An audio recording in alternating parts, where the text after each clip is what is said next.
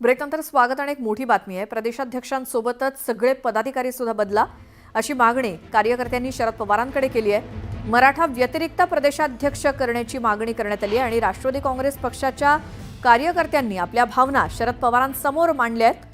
प्रदेशाध्यक्ष पदासोबतच सर्व फ्रंटलचे पदाधिकारी बदला, मात्र प्रदेशाध्यक्ष करा तो मराठा व्यतिरिक्त करा आणि वेळ देणारा प्रदेशाध्यक्ष असावा अशी मागणी आहे पदाधिकाऱ्यांची।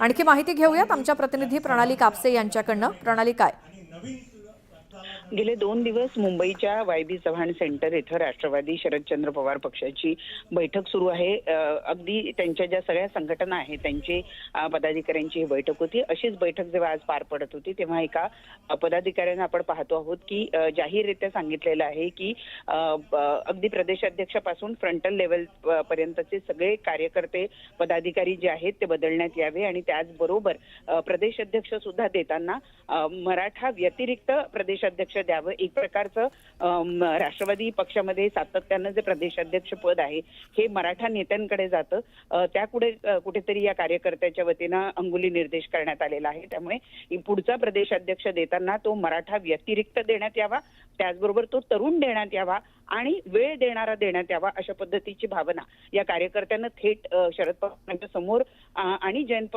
पाटलांच्या उपस्थितीत मांडल्यामुळे यामुळे एकच चर्चा निर्माण झालेली आहे। गेले 2 दिवस सातत्यानं ही चर्चा होतच होती की प्रदेशाध्यक्ष पद बदललं जाण्याची शक्यता आहे, परंतु अशा पद्धतीनं उघड कार्यकर्त्यांनी भावना व्यक्त केल्यामुळे एक चर्चा निर्माण झालेली आहे। प्रणाली, धन्यवाद या माहितीसाठी। तरच आपला फायदा होईल असं मी आपल्याला सांगतो। या सर्वांचे आपण राजीनामे घ्या आणि नवीन रक्ताला, नवीन तरुणांना संधी द्या।